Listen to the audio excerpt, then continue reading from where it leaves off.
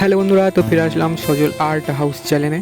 তো আজ আমি আপনাদের কাছে নিয়ে এসেছি একটি জগদ্ধাত্রী ঠাকুর বানানোর ভিডিও নিয়ে।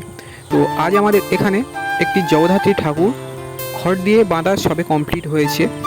তো সেটাই ভাবলাম আমি আপনাদের কাছে দেখিয়ে দিই। তো সবে খড় দিয়ে বাঁধা হয়েছে।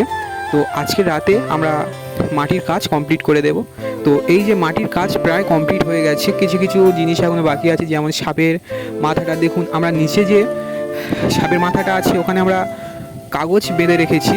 তো এই হচ্ছে, এই যে কাগজটা সরিয়ে আমরা সাপের ডিরেকশনটা একটু ভুল হওয়ার কারণে আমরা ফের মাথাটা সরিয়ে সামনে নিয়ে এসেছি। তো এই হচ্ছে সাপের মাথাটা, আর এদিকে হচ্ছে মহিষাসুরের মাথায় একটি হাতির মাথা আমরা দিয়েছি, কারণ জগদ্ধাত্রী ঠাকুরে যতই হোক একটি হাতির মাথা দিতে হয়। তো এদিকে দেখুন আমাদের পুরো কমপ্লিট হয়ে গেছে। আমি আপনাদের দেখাতে পারলাম না, কারণ পুরো ফিনিশিং বা পালিশের কাজ আমি আপনাদের দেখাতে পারলাম না, কারণ অনেক প্রচণ্ড রোদ এবং কদিনের মধ্যেই ঠাকুরটা আমরা করে দিতে হবে আমাদের পার্টির হাতে। তো তার জন্য আমি আপনাদের পুরো কমপ্লিট ভিডিওটা দেখাতে পারলাম না। তো এদিকে আমরা এই রঙের কাজ প্রায় কমপ্লিট করে ফেলেছি। এই যে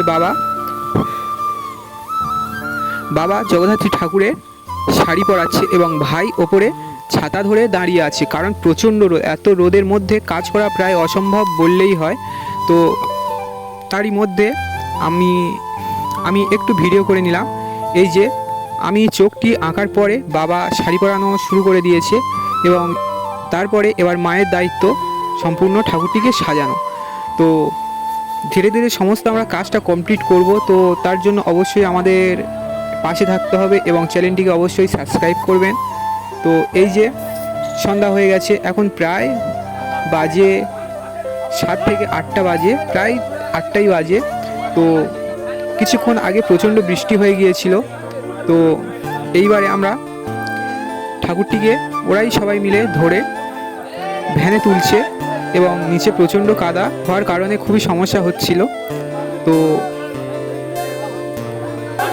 দেখুন কত সমস্যা, এবং 10 ফুট ঠাকুর মোটেও ছোট না, তুলতে অনেক লোক এবং খুব পরিশ্রমের ব্যাপার ছিল এর মধ্যে। তো এই যে ঠাকুরটি প্রায় ভ্যানে তোলা হয়ে গেছে, এবার নিয়ে যাবে। তো আমি আপনাদের দেখাবো মণ্ডপে গিয়ে ঠাকুরটি ঠিক কেমন দেখায়, কারণ এই ঠাকুরটি যাওয়ার সময় অনেক ভেঙে এবং অনেক চিরও এসেছিল। তার জন্য আমাদের প্যান্ডেলে গিয়ে এই ঠাকুরটিকে কমপ্লিট করে আসতে হবে।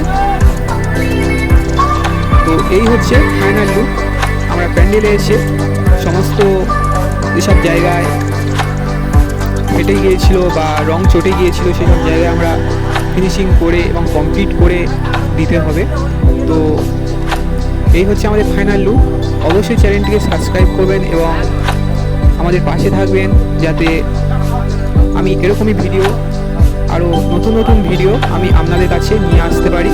তো তার জন্য অবশ্যই চ্যানেলটি সাবস্ক্রাইব করতে হবে। তো দেখা হচ্ছে পরবর্তী ভিডিও নিয়ে। তো টাটা।